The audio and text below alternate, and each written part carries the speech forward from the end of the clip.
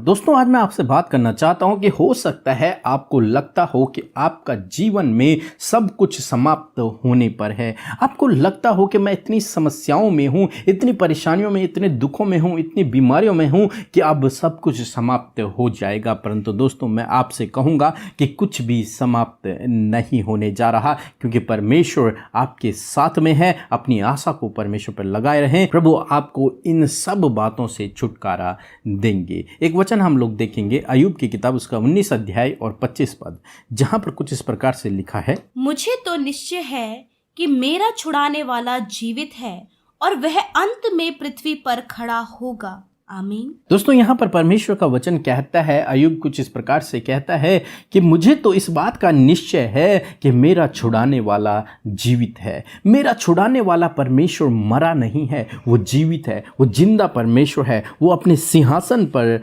विराजमान है। जब अय्यूब बहुत सारे दुखों से, समस्याओं से, बीमारियों से होकर गुजर रहा था, जब उसके जीवन में सब कुछ समाप्त होने की कगार में था या फिर सब कुछ समाप्त हो चुका था, ऐसे समय में उसकी आशा समाप्त नहीं हुई, उसकी आशा टूटी नहीं। उसने अपना भरोसा परमेश्वर के ऊपर रखा हुआ था और तब वो कहता है, मुझे तो इस बात का निश्चय है, मुझे तो इस बात का भरोसा है, मुझे तो इस बात का विश्वास है, 100% विश्वास है कि मेरा छुड़ाने वाला, जो मुझे इस समस्या से छुड़ाएगा, जो मुझे इस बीमारी से छुड़ाएगा, जो मुझे इस विपरीत समय से बाहर निकालेगा, वो जीवित है, वो मरा नहीं है, वो जीवित है। दोस्तों, इसी प्रकार से आज शाम में मैं आपसे भी कहना चाहूँगा, हो सकता है आप अय्यूब की तरह अपने जीवन में बहुत सारे दुख, समस्याओं से होकर गुजर रहे हो, परेशानियों से होकर गुजर रहे हो और आपको लगता हो कि सब कुछ समाप्त होने वाला है, सब कुछ समाप्त हो गया है। परंतु मैं आपसे कहूँगा, अपनी आशा को समाप्त न होने दें, अपने भरोसे को समाप्त न होने दें,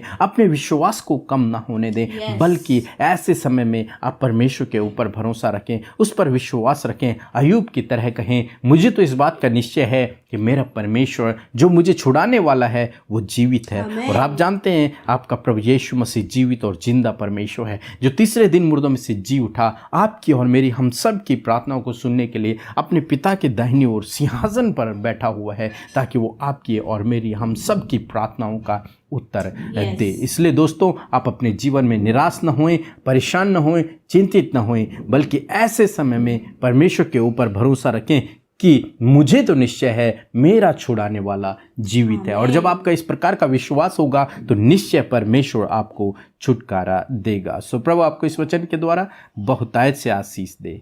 आमीन।